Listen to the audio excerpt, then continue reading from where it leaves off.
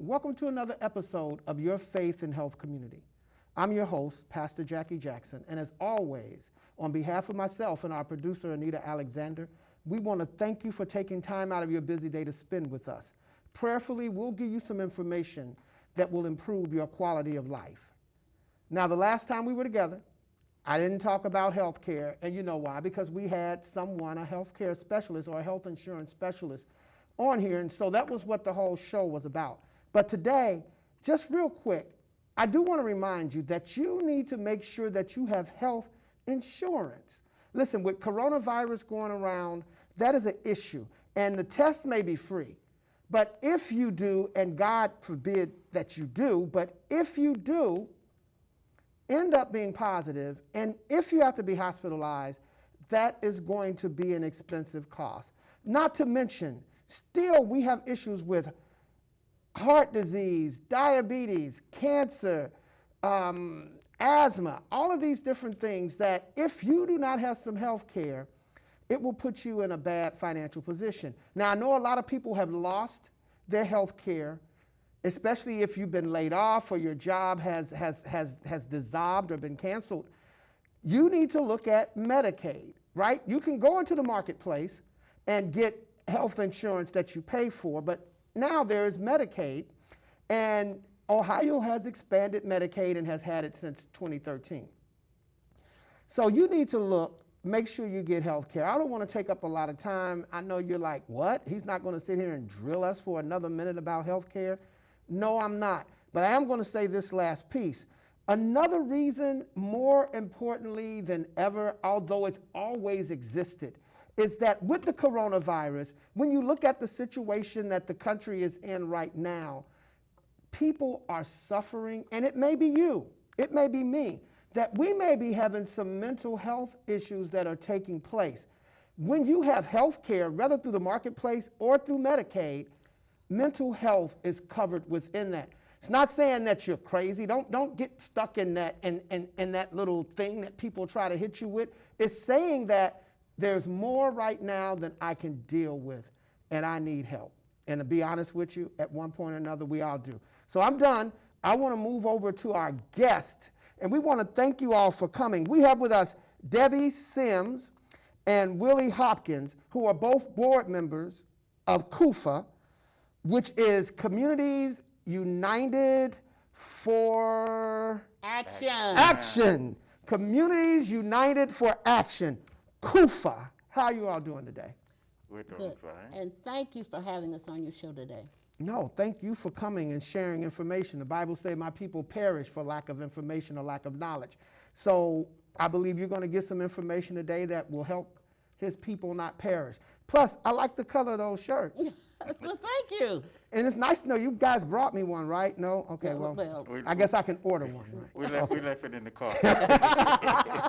All right, so CUFA, we've said what it stands for. It's Communities United for Action. But give us a little bit more information about CUFA. What is it? CUFA is a grassroots organization. We've been around for 40 years. We're getting ready to celebrate our 40th anniversary. We're a nonprofit. We don't get any money from government, or we do get some grants from different organizations. And we get our membership. That's how we survive. For 40 years, we survived on grants and our members and a few fundraisers. We also are part of a larger organization called People's Action. It's in 32 different states, and People's Action has a membership of over 1 million people. Okay, so CUFA and People's Action. Mm-hmm. You guys like that action? Oh, yes. Your action. Yes. All right. And one thing that CUFA does is gives a voice to people. A lot of times people feel because the government does everything, and we don't have a voice in government. We elected these officials. We have a voice. We tell them what to do. They don't tell us what to do. They are working for the people. That's the people action again. The government is working for the people, not the people working for the government. And we tell them what we need. A lot of times people who are, especially people of low income or moderate income, they find out that they feel that they don't have a voice, but they do. We all have a voice. So CUFA is, in fact, one of the organizations in the community that acts as a voice for the people. Is that basically kind of where we're going? Let me ask you this. Is there a office located here in the city? And Anita's going to put it up, so you don't have to show it. She'll make sure that it's up. I'm just kind of asking, like where you might be located. We're in South Cumminsville. Okay. On Dreamin' Avenue. Did you used to be, or are you the community council president in Cumminsville? No. Okay. That was Marilyn Evans. That's the name. Yeah, okay. Marilyn is well known all over the city. Marilyn has retired, but she still is an active member in CUFA. She's not doing as much because she has retired. She is one of the founding members of CUFA, but she is still involved. Okay, and that's the name, because I came over one time when Cumminsville was having a festival at the park down there, and had a chance to sit and talk with her. And then I actually met some of your members that had a table there, and we talked a little bit. This was maybe 2 or 3 years ago. There. You have a CUFA coronavirus response platform, and on here I see healthcare for all, which, yes, we all need healthcare, right? Livable wages, homes guarantee, water is a human right, sewer justice, infrastructure funding, and emergency or energy affordability. So let's walk down these responses that you have. Healthcare for all. So let's talk about that, or where CUFA stands on this. Well, we think all people, no matter what their income is, no matter if they did lose their job, they should have their health care. I heard that some of the people who have gotten laid off from the city still kept their health care. But some of the other jobs, they didn't. Everyone doesn't have it right now, and everyone should have health care. So by this being on your platform, it says we support government-sponsored health care for all.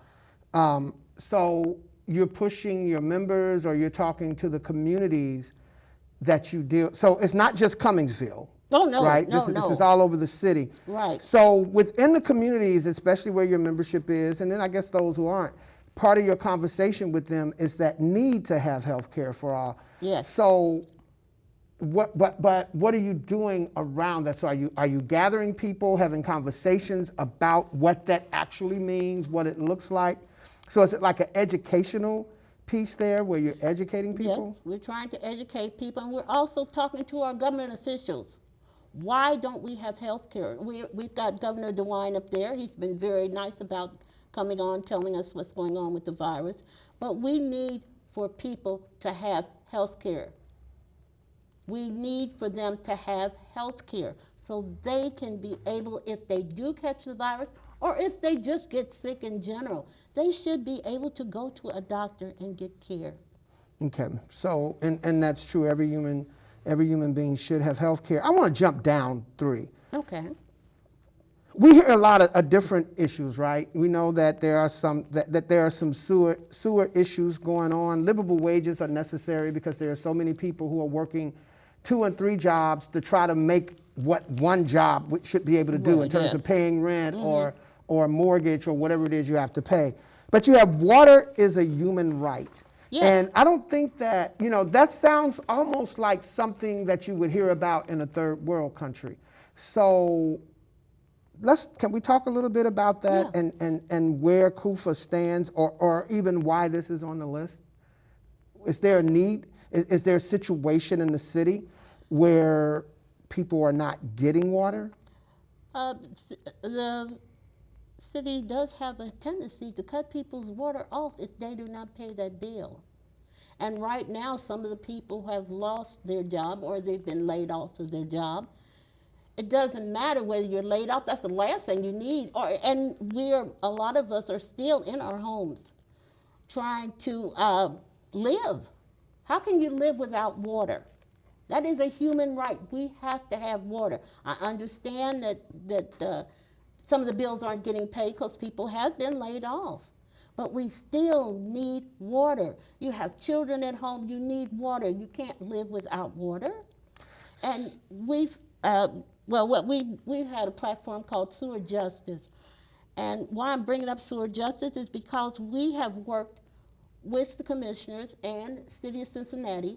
We got a 25% discount for seniors 65 and older. On the sewer, for the sewer issue. For the sewer bill.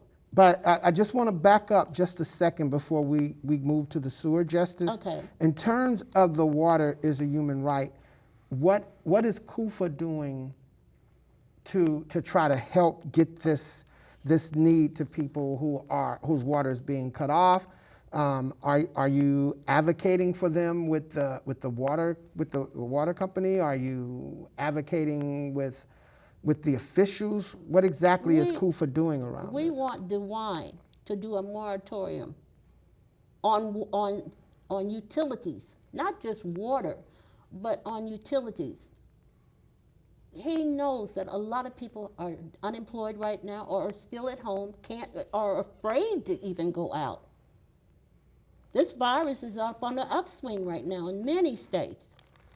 So are you doing things like, I don't know, letter writing? Yeah, Are you doing? We want to go to Columbus and talk to DeWine. We want to tell DeWine we want a moratorium on utilities being cut off on people. Not until we can get something done about this virus. So, are you seeing from your members or a lot of people in the community that, hey, we've got this issue, our water has been cut off? And because I'm just trying to see where we're going, and what CUFA is, because I understand there's a need for people, or the moratorium, there's a need for our officials to come up with something better than what we're seeing right now. It's not working for everyone, but I'm trying to get specifically in terms of CUFA. What are you doing in the community? What is this conversation? Can I ask without you giving any sensitive information? What is this conversation like when you, let's say you have we have a committee meeting right here. What is this conversation? What are we saying? Hey, we have on Tuesdays we're going to do letter writing. On Wednesdays we're going to do call the senators or call your representatives and say this is what we need. So what? Because it's saying action. So what is the call of action? Well, we want to go and talk to DeWine. We've tried to get his schedules to see if he would come to Cincinnati, but it's not in his schedule right now. But if it's not in his schedule, why can't we go to Columbus and talk to him? Okay. CUFA does go to our senators. We do go to our state representatives. We talk to them. We talk to our mayor. We talk to the commissioners. We said we are a voice. We want people to know you have a voice. You have a right to talk to your commissioner. You have a right to tell your city council, I'm not pleased with what's going on here. The courts have opened up, and some people are afraid they're losing their housing right now because they're not working. Right, and that part is really sad, especially some people who have put a lifetime into their homes, right. And now they're seeing in a few short months, They can be and if it hasn't happened, there's that fear. Yes. And I want to ask you, Willie Hopkins. I like that name too. That's a sharp name, Doc. Willie Hopkins. You mentioned something else too that you're working on, right? The membership. The membership. Okay, with the water shut-offs and the evictions and the foreclosures and all the other things that they're going to be throwing at us. We're not millionaires, so we can't buy stuff. We have to get what we want in numbers. So I'm here to talk about membership, because we are, if Dwayne does not talk to us, and he's going to be shutting off, he's going to let them shut off water and electric and all that stuff, we're going up there. And we don't want to go up there with 5 or 10 people. When we go to Columbus to deal with him, we want a crowd. We want a crowd, and this month we're reducing our membership fee so that we can get more members, because with the things that's coming up, we're going to need members, because the system is going to be coming up. People who don't have jobs and stuff, not because of, what they didn't do right. It's because of what's happening in the country. Right. So if the people don't already have money, how you going to make them pay, for gas and electric and all this, turning Right. stuff on? So let me ask you this. So I look, I go to your site, there's a website, right? I go Right. to the Right. website, I go, wow, this is the organization for me, and I get involved. What is it that CUFA is bringing to the table? And I understand about the health care and all that. I guess I'm trying to get an idea of what is a typical event, a CUFA event? Can you give me an idea of what that might be? Well, we've worked on quite a few different things. One thing we worked on was payday loans. We worked on that, trying to tell people to stay away from them. We worked with Cordray about getting them out of our neighborhood. These people pry on the poor and people in situations when our banks will not give us loans. It seems that our government has a thing about bailing out our banks, our corporations. But when it comes to us, the everyday people who pay their taxes, and whoever you are, you still pay taxes. We all pay taxes. They can't bail us out. Now that $1,200 was nice, but if you've got a family, that's gone. Some of these people have not worked in 2 months, and it's through no fault of their own, no fault. But the country seems that it's more important to bail out corporations than their everyday people. They bail out the banks, they protect them. But what about us, the everyday person that works every day or who lives every day and raises their children? We need a bailout too. Stop bailing out all these corporations. Think about the people who work every day, who pay their taxes, who vote every day. People are supposed, the people that we elect in office, their job is to protect us. Their job is to work for us, not just the corporations and the rich, but for the everyday person who is trying to survive in this country. That's why we try to get our membership to grow. So when we're dealing with these fights, when they look out and they see the sea of CUFA shirts, they know that we mean business. And we ain't letting them get away with all that stuff that they've been getting away with for years. We come in to fight. Okay, so I joined CUFA. I pay whatever that fee is. We're not going to talk about the fee, but I pay that fee. Tell me what becoming a member, what becoming a member, what does that get me? What does that do for me? They get you, by becoming a member, you get to join the rest of us, the rest of the members, to create power, because there's power in numbers, and that's what we're looking for. And how are we, so there's power in numbers, how are we creating power? Numbers. People, as we get together, we're not in numbers. When we go down to, say, City Hall, it's not one of us going down there. We want to go down there in massive groups of people, because when they see us come down there in our T-shirts or without T-shirts, but they know we're there. When we walk into the city council meeting, they know we're there. We know CUFA's there, and we're speaking up. We're letting them know they have a job to do. They have a responsibility to take care of the people in this city and in this county. And that's why we've got a chance that's why we've gotten a lot of things done, because we've done things in numbers. But now problems is growing bigger, so we need even bigger numbers. And you need more people, which is definitely important. We know there are power in numbers. And going down to City Hall or going up to the State House, that's an action, which is, CUFA, Yeah. the last part of your name is action. Action. I guess what I'm trying to get at is before we get in our cars and buses and we go down to City Hall or we drive up to the State House and reaching out for people to become members. What, I'm trying to see what is it.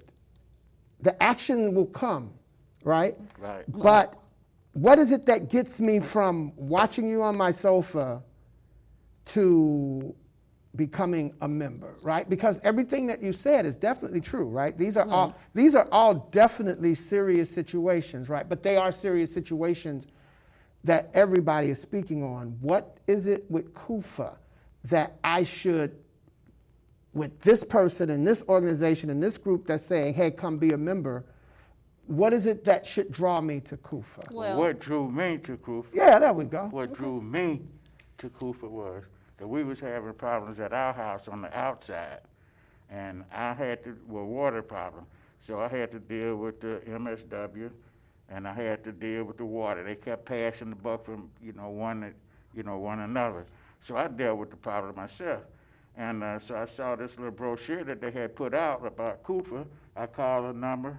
Allison invited me, came out to see the problem. Then she invited me to to a city council meeting. And I went and saw how CUFA was standing there fighting, and they wasn't taking no mess. I mean, they was Action. there and the action, And I said, shoot, that's the kind of thing I've been dealing with all my life. I have something to offer, to add. How long have you been with CUFA? About 3 years. 3 years. What about you, Ms. Debbie? 7. 7 years. Okay, so you guys been around for a while. Yeah, and we've done some things. We've kept sewer rates down for the past 5 years. We've been fighting that battle. We go to the commissioners' meetings. We go to city council.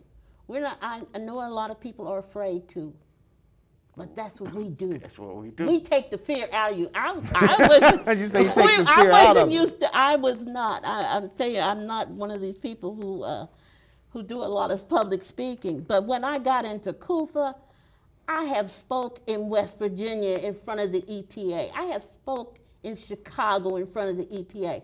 I never believed in my life that I could ever do that. But CUFA gives you power, because it's power with us. We try to encourage people to realize you are important.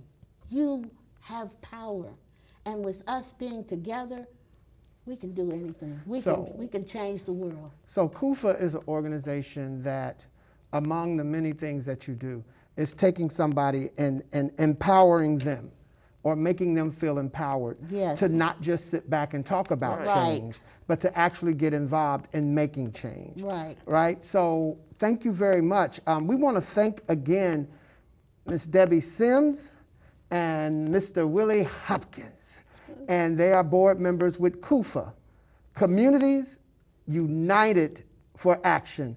Listen, we hope that you got some information. You're going to get some information on the screen how to reach out to CUFA. If you have any of these issues, give them a call. Let them help empower you to fix your situation.